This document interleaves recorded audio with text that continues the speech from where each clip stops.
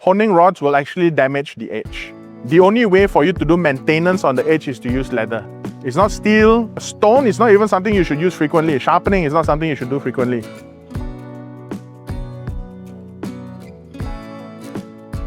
Let's address the two effective ways of sharpening knives, which is going to be using a stone as well as the belt. The stone, if you're using high quality stones, like Japanese water stones, which tend to be very expensive, can yield very good results on the edge, but it takes a long time. Belts are a lot faster, and they can give you the same good results if you pick the right type of belts, right? So for us personally, we've been through many types of belts, we've experimented, and we found that we can achieve, so belts can bring you almost to that level as well, but at a fraction of the time to sharpen a knife. And that's it, that it generates a lot of heat. That's why we actually have this. It's a water cooling device, right? It's basically a water spray lah. And this water spray makes sure that the blade is constantly cool, that it doesn't overheat. So that was a very important thing for us. Pair that up with the speed control that we have over there as well, so we don't generate too much friction. We can make sure that the blades stay nice and cool throughout the whole process, protecting the knife. If the temperature exceeds 200 to 400 degrees Celsius, there's a very good chance that the temper and the heat treating of the blade is going to get damaged. When the knife does dull prematurely, just sharpen it again. Now, there are cases where only the edge is affected. So we can always grind that section away until we are back at the fresh portion of the steel, where it's unaffected, and we just sharpen on that, the performance should return. Yeah, but of course, when you remove that much steel, you've lost many years actually of life in the knife. The most ideal way to sharpen a knife is to remove material on just the edge at the angle that you want. All right. So as you're grinding on the edge, you will need to sharpen it to a point where you have apex, the very edge, when a burr forms on one side.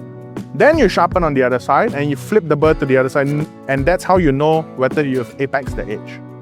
After you've done this, if you want to do some refinement on a finer stone, you can.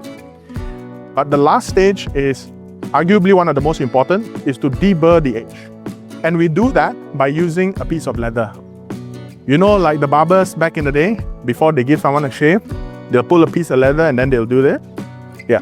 So the purpose is to deburr the edge, removing the burr from the edge.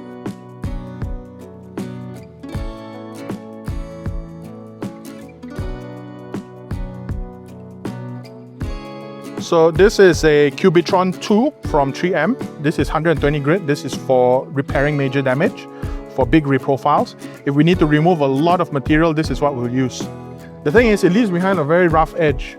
And that is usually the finishing that some factory knives, but for us it's not enough. It's a very rough, not very nice edge lah. So that's why we go to, after that, we use this. This is made by a company in the US. This is a Norex series. It's what we call engineered abrasives. So if you see, each pixel is basically a block of abrasive. It's almost as if each block is like a stone. So this gives me a very consistent finish. It's a ceramic type belt, and this is considered our medium fine. We usually finish most knives on this. Now comparing that with this is an even finer belt, that really nice, fine, clean, smooth cut. And for high-end steels, we will use this. We have what we call a Scotch-Brite belt. This is meant for surface refinishing. So if there's a knife that's particularly heavily rusted, we will use this to remove all of that. If the knife has moderate amount of scratches, we can actually use this to mitigate or cover up or mask some of those scratches, so the knife looks a little bit newer. And then finally, we have our stropping belt. This is what we use to deburr the edge, to make sure that the edge comes out nice and clean. This is arguably one of the most important belts that I have.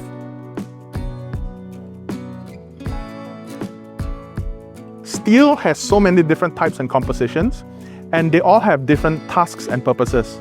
I'll give you an example. In the kitchen, you do want to use stainless steel, right? Because it doesn't rust so easily, so it's a bit easier to maintain. The cheap stainless steels, the edge doesn't last very long. Then now let's talk about ceramic.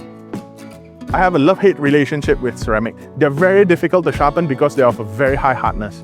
We have to use different types of belts of higher hardness abrasives in order to eat into ceramic, in order to cut it so that we can sharpen it properly. Because it's hard, it's also very brittle.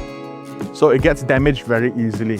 The only upside you have to ceramic is it doesn't rust. at all. It cannot rust because there's no metal in it. I do not want them to be single-use items, and we can service them. So it can always be used frequently. It's just that you have to take into account the fragility of the knife itself. Of course, remembering that it's actually very difficult to sharpen. Difficult but possible.